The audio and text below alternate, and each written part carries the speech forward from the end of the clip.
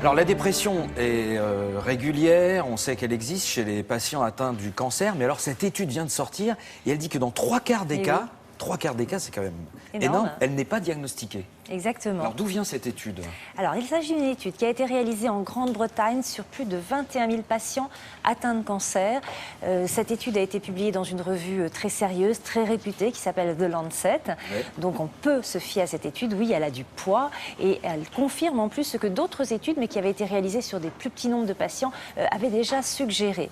Donc, qu'est-ce qu'elle nous dit? Que grosso modo, il y a 15% des patients qui sont atteints de cancer qui vont souffrir d'une dépression, d'une vraie, d'une authentique dépression, et ce, quelle que soit la localisation du cancer, même si on constate quand même qu'il y a plus de dépression dans les cas de cancer dont le pronostic évidemment est plus difficile. Ça veut dire que si on comprend vos chiffres, 10% des 15% patients... 15% environ des Ouais. patients à qui on annonce qu'ils ont un cancer vont au cours de leur maladie développer une authentique dépression. Et sur Mais ces 15%, il y en a 3/4 qui ne sont pas diagnostiqués. 3/4 ne sont pas diagnostiqués. Alors évidemment, ça peut paraître surprenant parce que la dépression, ça se voit, on est triste, on perd le goût de tout, on se replie sur soi-même. Ouais. Alors pourquoi, grande question, effectivement, pourquoi cette dépression n'est pas repérée?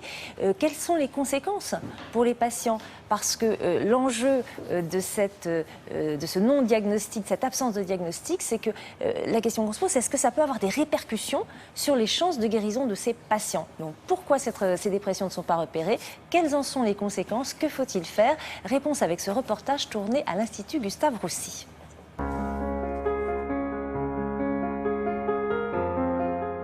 Ma dépression a commencé 2 mois après l'annonce de mon cancer.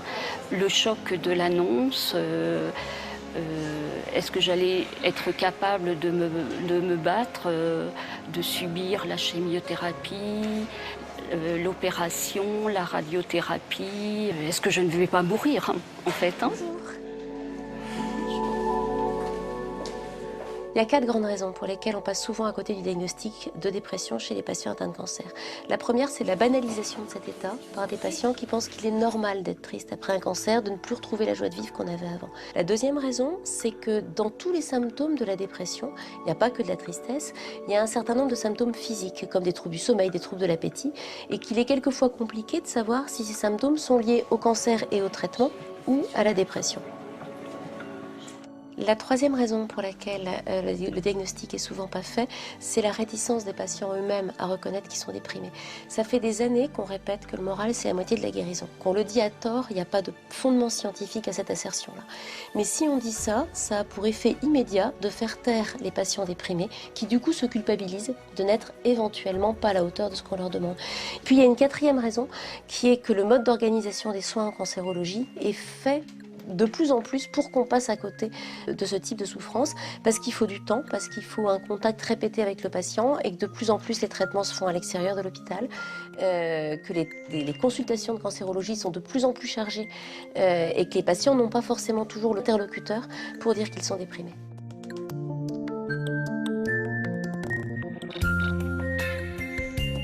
Pourquoi c'est important de dépister ces dépressions? C'est parce qu'elles vont avoir un impact sur la qualité de vie du patient, d'une part, et sur sa capacité à s'ajuster à son cancer, avec quelquefois des cancers qu'on va avoir plus de mal à soigner.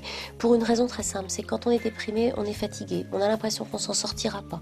On a du mal quelquefois à prendre son traitement correctement, on a une moins bonne hygiène de vie. Tous ces éléments peuvent faire que le traitement du cancer n'est pas optimal et peuvent diminuer les chances de guérison du malade.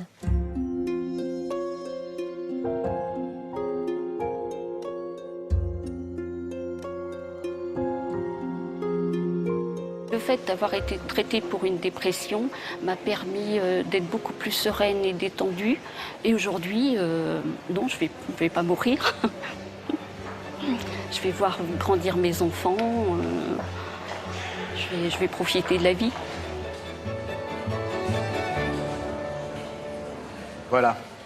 Et il était important de terminer aussi ce reportage sur une note d'espoir positive. Merci Brigitte. En parlant d'espoir, de positif, de bien-être et de santé, Laura, vous avez une bonne nouvelle à nous annoncer. Oui, je voulais vous parler d'un livre qui est en vente exclusivement sur Internet, qui s'appelle « Docteur, je veux être la plus belle » par le docteur Olivier Courtin-Clarins, qui est vendu au profit de l'association Arthrisis. Donc, tous les bénéfices sont reversés à l'association et qui est illustré par l'illustratrice Soledad. C'est plein de petits conseils de bien-être, de beauté, voilà, pour être plus jeune, en meilleure forme, plus longtemps. C'est très bien fait. Et comme c'est pour la bonne cause, allez-y. Et c'est valable pour les filles comme pour les garçons.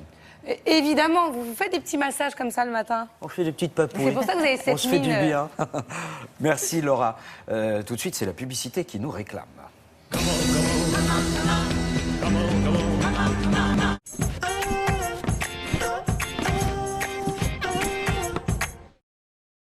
Mes chers amis chats, quelques conseils pour obtenir ce que vous voulez. Respectez ses affaires. Laissez